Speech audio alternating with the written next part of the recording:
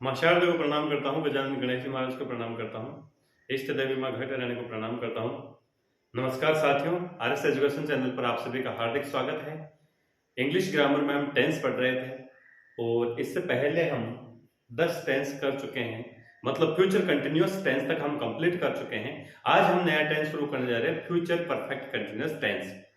Future के जितने भी टेंस है, future indefinite, future continuous, future perfect tense और फ्यूचर परफेक्ट कंटिन्यूअस टेंस, इन सब में सबसे important tense future perfect tense है। तो इसको बड़ी बारीकी से पहले इसकी थ्योरी पढ़ेंगे कंप्लीट, और उसके बाद इससे रिलेटेड एग्जाम पैटर्न क्वेश्चन किस टाइप के बनते हैं, हम उसी पैटर्न को फॉलो करते हुए आगे बढ़ते हैं। सबसे पहले देखते हैं future perfect tense. Future perfect tense, future perfect tense होगा कहां पर? ऐसा कोई कार्य जिसकी समाप्ति भविष्य में किसी निर्दिष्ट समय में होनी तय हो। ऐसा कोई कार्य जिसकी समाप्ति, मतलब वो काम पूरा कब होगा, भविष्य में किसी निर्दिष्ट कोई फिक्स टाइम होगा उस पर वो समाप्त हो जाएगा, ऐसा किसी वाक्य में बोध होता है तो वहां पर फ्यूचर परफेक्ट टेंस होता है।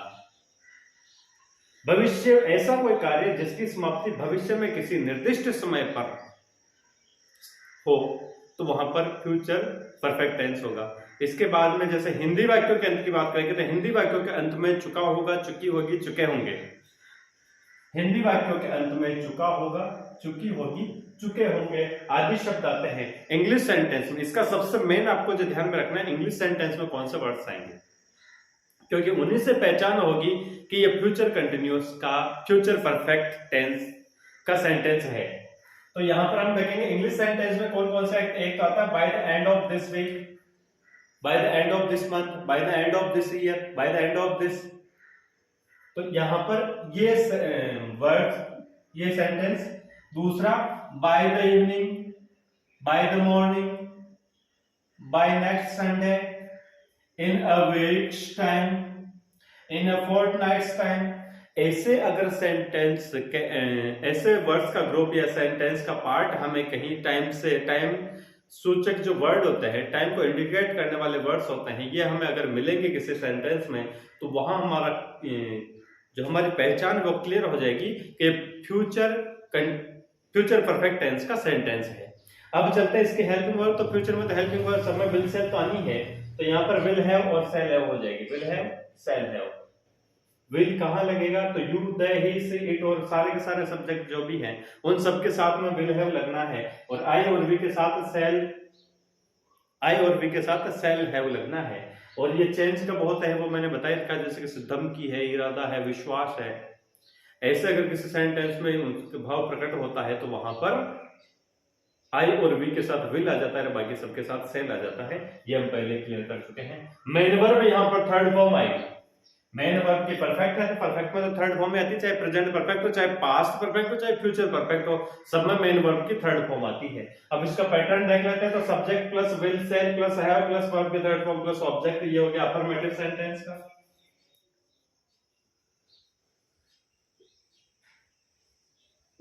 अफर्मेटिव सेंटेंस में पैटर्न हो गया subject plus will shall plus have plus verb की थर्ड फॉर्म प्लस ऑब्जेक्ट। अब नेगेटिव सेंटेंस में subject plus will shall plus not plus have plus verb के थर्ड फॉर्म प्लस ऑब्जेक्ट, ये हो गया नेगेटिव सेंटेंस का।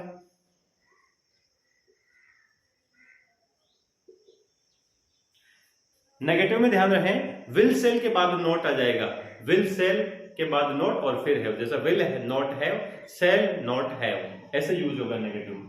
और इसका इंटरोगेटिव सेंटेंस की बात करें तो विल सेल सबसे आगे आ जाएंगे, तो will shall plus subject plus have plus verb के थर्ड फॉर्म प्लस ऑब्जेक्ट, ये इसका इंटरोगेटिव का पैटर्न हो जाएगा।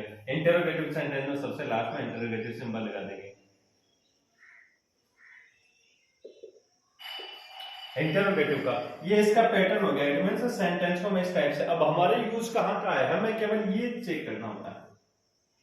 विल सेल है प्लस वर्ब की थर्ड फॉर्म, विल सेल में से क्या लगेगा और वर्ब की थर्ड फॉर्म क्या होगी, ये चीज हमें देखनी है। तो ये इस टेंस की थ्योरी कंप्लीट हो गई।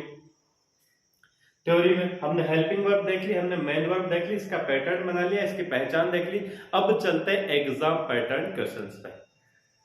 एग्जाम में क्वेश्चन किस टाइप से आते हैं। तो सबसे पहले हम देखेंगे पहला question, I complete 10 years of my service by next January. ये लो, यहाँ पर ये वर्ड आ गया। 100% कहता हूं, अगर इसी टेंस से सेंटेंस आपको पूछ लिया गया और इसी टेंस के सेंटेंस से कोई वर्ब आपको फिल करवाने के लिए बोला जाएगा, तो उस दिन ऐसे वर्ड्स जरूर आपको सेंटेंस में देखने को मिलेंगे, तभी क्लियर हो पाएगा कि ये उस टेंस का ही सेंटेंस है। तो बाय नेक्स्ट जनवरी, जहां हम इस ग्रुप को देखते हैं, वर्ड्स के ग्रुप को, तो यहां पर हमें कंफर्म हो जाता है कि ये फ्यूचर परफेक्ट टेंस का सेंटेंस है। अब फ्यूचर परफेक्ट का है तो चलो हमें क्या रखना है, आई के अकॉर्डिंग तो विल सेल रखना है, तो सेल आ गया, सेल के साथ हैव आएगा। अब कंप्लीट की थर्ड फॉर्म रखनी है, कंप्लीट की थर्ड फॉर्म रखनी तो कंप्लीटेड। तो हमारा आंसर क्या बन गया, हमारा आंसर होना चाहिए आई सेल हैव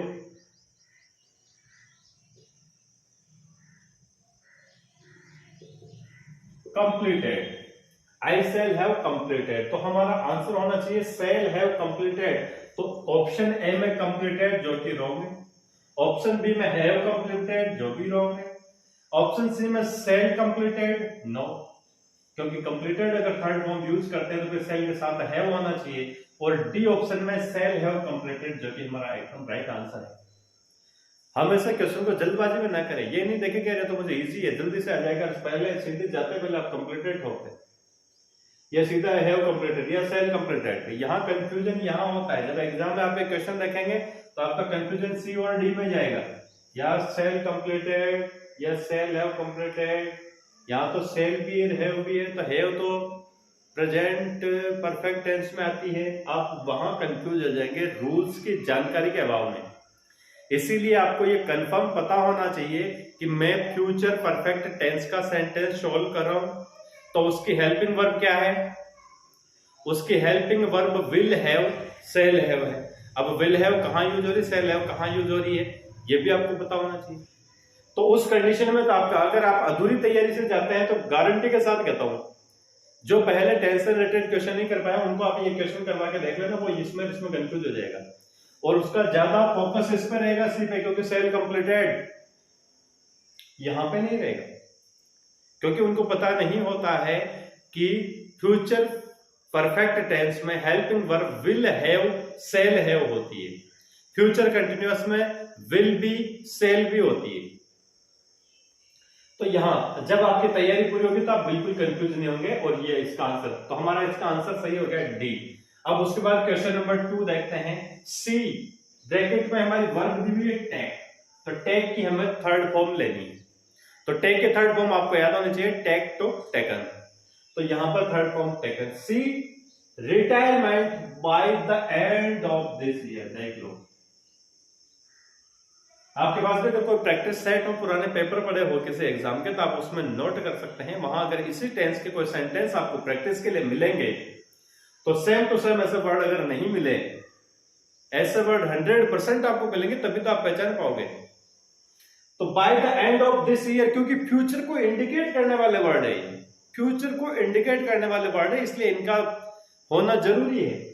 तो see tag retirement by the end of this year, तो ये कंफर्म करवा दिया हमने, क्योंकि हमने पहचान जब देखी थी इंग्लिश सेंटेंस में, तो यहां पर था bye the end of this month year, तो ये वर्ड्स हमें ऐसे कैसे यहां मिल रहे हैं, इट मींस ये फ्यूचर परफेक्ट टेंस का हो गया। तो यहां पर हमारा हेल्पिंग वर्ब और मेन वर्ब का ग्रुप क्या होना चाहिए, कॉम्बिनेशन होना चाहिए, तो सी के अकॉर्डिंग आएगा will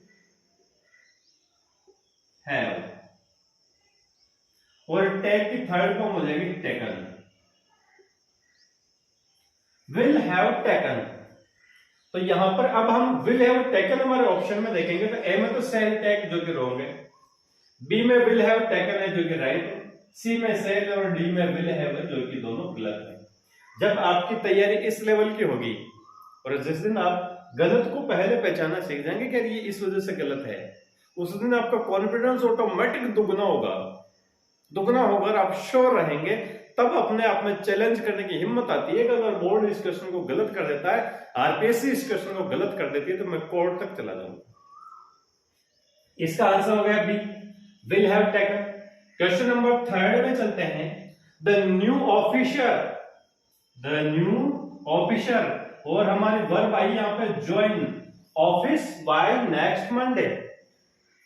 the new officer join office by next Monday. By next Monday future का निर्दिष्ट टाइम। पहचान में हम क्या पढ़ रहे थे कि भविष्य के किसी निर्दिष्ट टाइम में कोई काम पूरा हो, तो यहाँ पर भविष्य अब फ्यूचर का ही तो हो गया ना, बाय नेक्स्ट मंडे, अगले मंडे को निर्दिष्ट है, एक डिसाइडेड टाइम है, एक डिसाइडेड टाइम में उसको पूरा हो रहा है, तो बाय नेक्स्ट मंडे तो फ्यूचर परफेक्ट का हो गया सेंटेंस।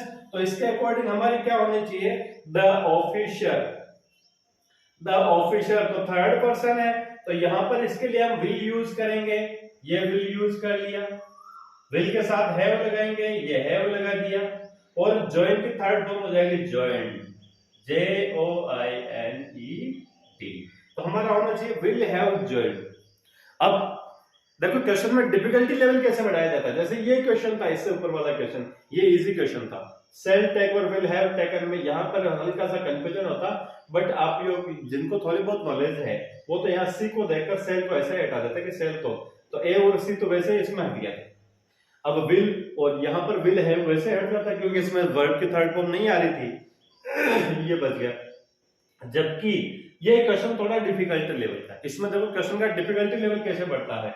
अब यहाँ पर विल हैव ज्वाइन कंफर्म हो गया कि विल हैव ज्वाइन, तो पहले वाले में देखो सेल हैव ज्वाइनिंग, ये भी आपको कंफ्यूज करेगा बट नहीं है। विल हैव ज्वाइन ये तो हमारा सही आंसर है, तो इसको तो हम राइट कर देंगे। आगे सी में देखेंगे विल हैव ज्वाइनिंग, यहां पर टू आंसर मैच कर रहे हैं, will have joining, shall have joining, तो यहां पर आपका ध्यान ज्यादा जाएगा इसके बजाय यहां पर ज्यादा ध्यान जाएगा, और गलती से 100% यही तो बोर्ड गलती करवाता है, स्टूडेंट से गलती करवाने के लिए तो ऐसे क्वेश्चन डालते हैं। अब कंफ्यूजन यहां तो नहीं जा रहा यार, यहां पर ये देखेंगे यहाँ पे सेल हैव ज्वाइनिंग आ रहा है, सी में विल हैव ज्वाइनिंग आ रहा है, मतलब आंसर तो इन दोनों में से ही एक होगा, विल हैव ज्वाइन तो नहीं होगा।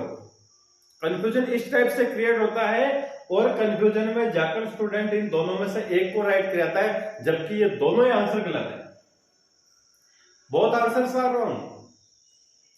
विल हैव ज्वाइंड इसका सही नन ऑफ दिस, तो ये तो हो ही नहीं सकता।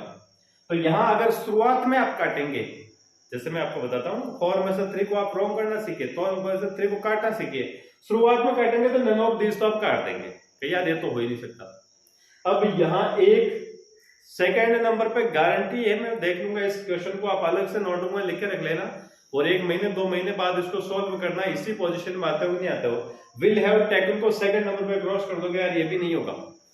अब आओगे इनमें सेल विल और यहाँ पर विल हैव ज्वाइनिंग करोगे, जो कि गलत आंसर होता है। 9 पूरा देखें, द न्यू ऑफिसर हमारा वर्ड्स का ग्रुप मिल गया, यहाँ पर इट मींस ये फ्यूचर में किसी निर्दिष्ट टाइम पर काम पूरा होने वाला है। ऑफिसर कब ज्वाइन करने वाला है, अगले मंडे ज्वाइन करेगा। तो यहां पर फ्यूचर परफेक्ट टेंस हो गया। फ्यूचर परफेक्ट टेंस की अब हेल्पिंग वर्ब हमें याद करो, तो हेल्पिंग वर्ब है will have, shall have, main verb third form. तो यहां पर द न्यू ऑफिसर सब्जेक्ट के अकॉर्डिंग विल हैव आ गया, और ज्वाइन की थर्ड फॉर्म ज्वाइंट हो गया। तो जहां पर ये हमारा मिलेगा विल हैव ज्वाइंट, वही हमारा क्वेश्चन सही होगा। तो ये हमें बी ऑप्शन में मिला है। और ये जब आप किसी एग्जाम का सिलेबस देखते हैं उसमें लग रहा है प्रश्नों की कठिनाई का स्तर सीनियर सेकेंडरी लेवल का होगा, तो ये इस टाइप से उसका कठिनाई स्तर बढ़ाया जाता है। क्वेश्चंस का कठिनाई स्तर, डिफिकल्टी लेवल इस टाइप से बढ़ाया जाता है। इस टाइप के क्वेश्चंस की प्रैक्टिस करवाइए, क्योंकि अभी थ्योरी के साथ में करवा रहा हूं, तो अभी मेरी कुछ बाध्यता है, इस वजह से मैं क्वेश्चन ज्यादा नहीं करवा सकता। पर जब मैं इसके रिवीजन बेस पे आऊंगा, जब इसके क्वेश्चन लेकर आऊंगा, तो बहुत सारे क्वेश्चन एक साथ करवाऊंगा आपको इसी पैटर्न के, जिससे आपको टेंस से संबंधित कोई डर नहीं रहेगा। हमारा ये tense future perfect tense complete होता है। अगर आपको वीडियो पसंद आए हैं और इससे आपका कुछ फायदा हुआ है, और इससे किसी और आपको लगता है कि यार इससे किसी और का फायदा हो सकता है, तो वीडियो को शेयर करें, लाइक करें, चैनल को सब्सक्राइब करें, जिससे मुझे दुगनी हिम्मत मिले और मैं और अच्छी क्लासें लेकर आऊं। जब तक के लिए जय हिंद, जय भारत।